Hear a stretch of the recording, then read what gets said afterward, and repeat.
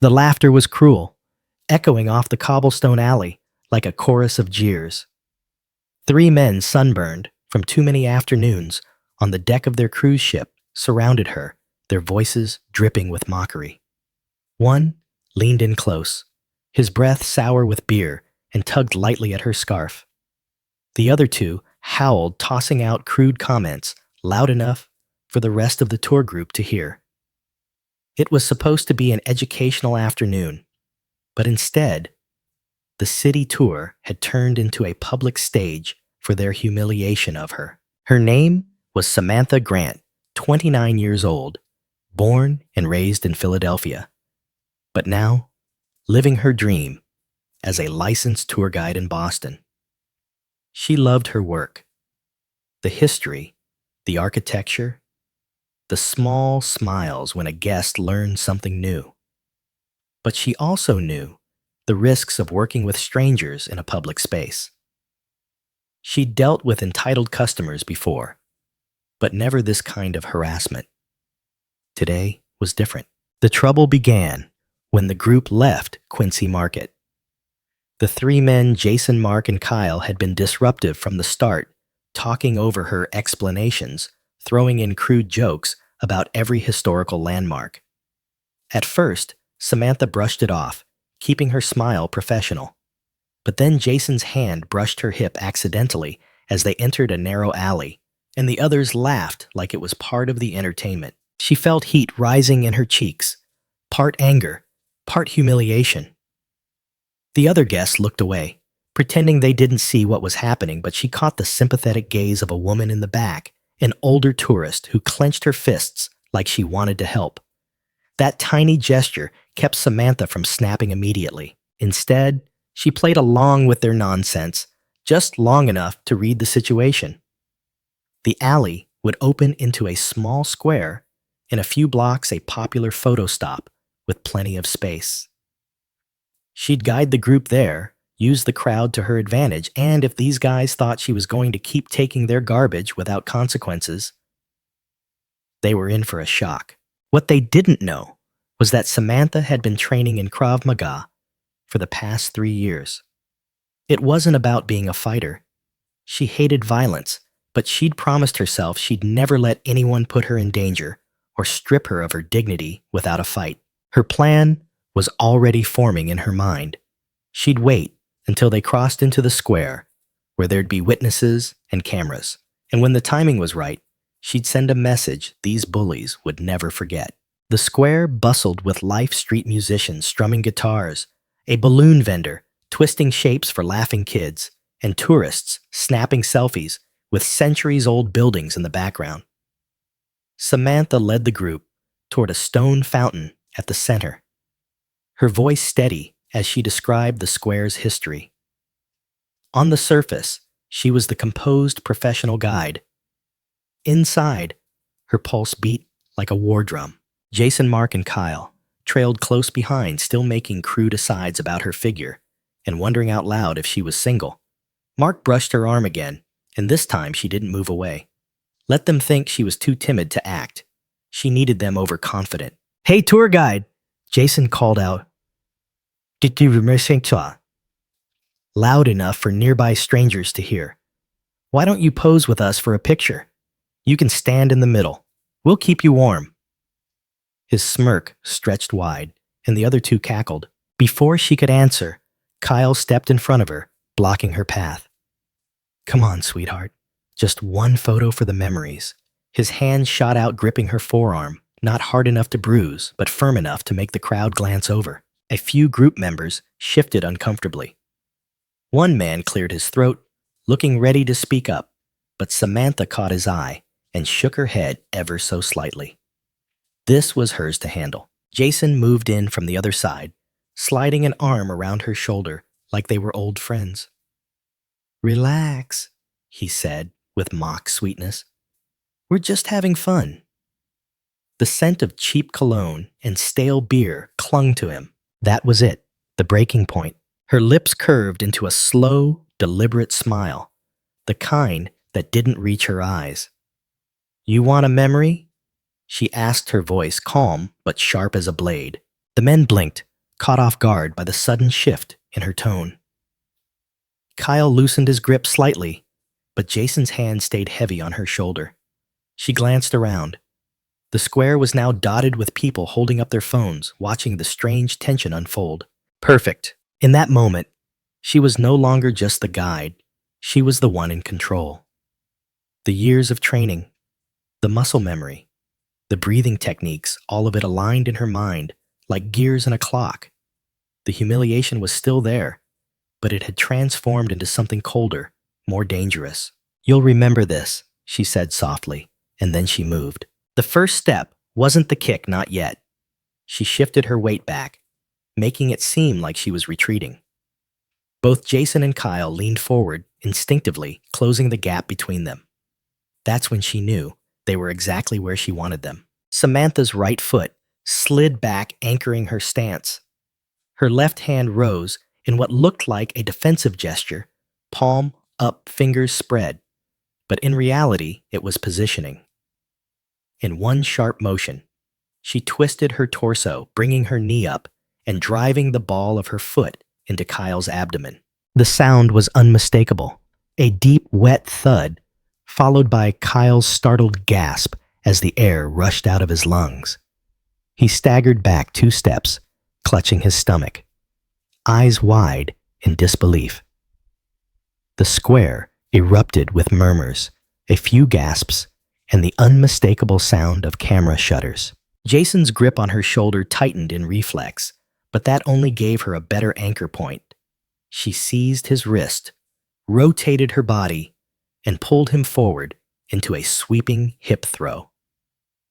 His feet left the ground, and for a fraction of a second, Jason hung in mid-air arms, flailing before crashing onto the cobblestones with a grunt.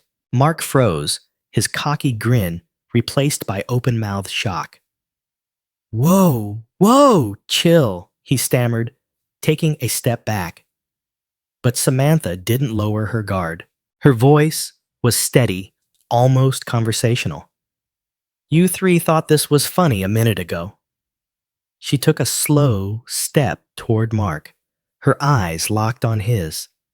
"You thought you could touch me, corner me, humiliate me in front of everyone." Kyle was still bent over, coughing. Jason groaned on the ground, trying to sit up but failing. Mark held his hands up, palms out. "Hey, we were just messing around." "Messing around ends when you put your hands on someone without permission," she said, her tone as sharp as the kick she'd just delivered. The square had gone silent now, except for the distant strum of a busker who seemed frozen mid-song. Dozens of phones were still recording. Samantha was aware of every lens, every eye, and she wanted this moment burned into the bully's memory. She took another step forward, close enough that Mark had to tilt his head back to meet her gaze. "Leave, now." Mark glanced at his friends, one still winded, the other sprawled on the stones, and decided she wasn't bluffing. "Let's go," he muttered, grabbing Kyle by the arm and half-hauling him toward Jason. But just as they turned, Jason made the mistake of mumbling "crazy bee" under his breath. Samantha's eyes narrowed. In 2 quick strides, she closed the distance, crouched beside him, and spoke low enough that only he could hear. "Call me that again, and I'll make sure the next video they film is you eating pavement a second time." Jason's mouth snapped shut. He scrambled to his feet, limping after his friends. As they disappeared into the crowd, Samantha straightened, brushing off her scarf as if the whole thing had been nothing more than a minor inconvenience. But inside, her adrenaline was still roaring. She knew this wasn't over, not yet. The rest of the tour group lingered in a stunned hush, unsure whether to applaud or avoid eye contact. Samantha broke the tension with a steady professional tone. "All right, everyone. Shall we continue to our next stop?" Her voice carried like nothing unusual had happened, but the spark in her eyes told a different story. The group fell into step, still buzzing with whispers. 2 younger women approached her from behind, their voices low. That was incredible, one said. I've never seen anyone move that fast. Samantha offered a polite nod, but she didn't slow down. She wasn't naive bullies like Jason Mark and Kyle rarely slunk away without trying to save face. If they were humiliated in public, they'd want to flip the narrative, make her the villain. She had a feeling they'd be waiting somewhere ahead, and she was right. The next stop on the route was an overlook by the harbor open space benches and a panoramic view of the water. As the group approached, Samantha spotted them leaning against the railing. They'd regrouped, and their expressions told her they'd come looking for round two. Jason's lip curled into a half smirk. Didn't think we were done, sweetheart. Mark crossed his arms. You embarrassed us in front of everyone. Kyle, still pale from the kick, muttered, We're not letting that slide. Samantha stepped forward, deliberately, placing herself between them and the rest of the group. I don't think you understand, she said. You humiliated yourselves. I just stopped you. Jason chuckled, but it was thin and forced. We could still make this ugly. That's where you're wrong, she replied, her stance shifting subtly, her left foot angled. Her hands relaxed, but ready, the posture of someone confident in the outcome. It's already ugly for you. They moved almost in unison, Jason stepping in from her left, while Mark tried to flank her right. Kyle hung back, still nursing his pride. Samantha waited until the very last moment, before pivoting sharply, her leg snapping up in a side kick that caught Jason square in the chest. The impact drove him back into the railing, the hollow clang echoing across the overlook. Mark lunged, but she intercepted with a sharp elbow to his ribs, then swept his legs with a low kick. He landed hard, the wind knocked from him. Kyle took one look at his two friends on the ground and decided his pride wasn't worth another hit. Let's get out of here, he hissed, grabbing Mark's arm. Jason, clutching his chest, stumbled after them. Phones were up again, recording every second. This time, Samantha didn't mind. If footage of the first encounter left out, this second round erased it. The bullies had chosen to come back, and she'd ended it decisively. She turned to the group, adjusting her scarf once more. Now, if no one else is planning to interrupt, we'll head to the old state house. The group erupted in relieved laughter, the tension breaking at last. Samantha led the way, her back straight, knowing she'd not only protected herself, she'd made sure those men thought twice before touching another woman again. By the time the group reached the old state house, the atmosphere had shifted entirely. Guests, who had kept their distance earlier now, walked closer, striking up casual conversation. A man from Chicago asked if she had done that kind of thing before, while a grandmother from Texas said she wished her granddaughter could meet her. Samantha smiled politely, keeping the focus on the historical facts, but she couldn't ignore the quiet satisfaction humming inside her. Still, she knew the tour wasn't over, and neither was the fallout.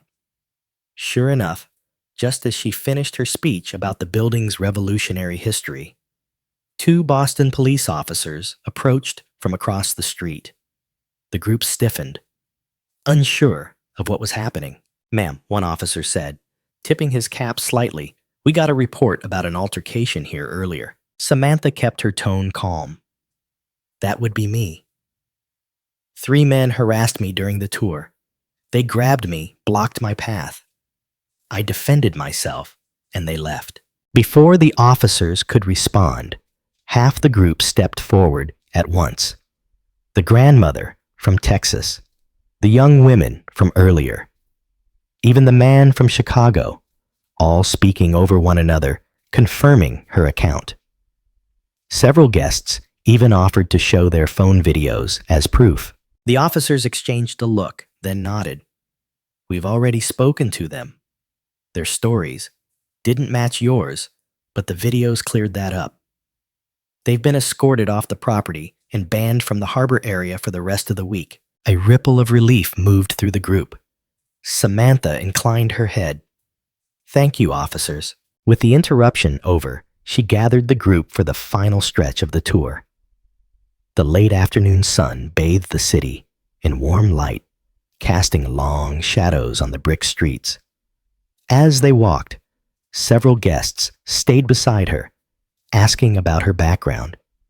She kept her answers modest, a little training here and there, but the truth was she had worked hard for years to carry herself with that kind of readiness. When they reached the last stop, applause broke out, spontaneous and genuine. It wasn't for the history lesson. It was for her. She felt her throat tighten, but she forced herself to keep her composure. As the guests dispersed, the grandmother touched her arm. "Honey, you taught all of us something today. You didn't just stand up for yourself. You stood up for every woman who's ever been pushed around." Samantha smiled, her voice soft but firm. "That's the thing about bullies. They count on you being too scared to fight back. Once you do, they're the ones who run." The streets quieted as the group melted into the city. Alone now, she glanced back at the places where the day had turned the alley, the square, the harbor overlook. Each spot held a piece of the story she'd never forget. She walked away not just with her dignity intact, but with the knowledge that she had set a boundary that no one would dare cross again. In life, bullies often thrive on silence, counting on their targets to endure humiliation rather than resist. But dignity is worth defending, and courage doesn't always roar. Sometimes it's a single, decisive act that changes everything. Standing up for oneself sends a message far beyond the moment. Respect is not optional, and boundaries are not negotiable. The day you confront those who try to diminish you is the day you reclaim your power. Never let fear decide how your story ends.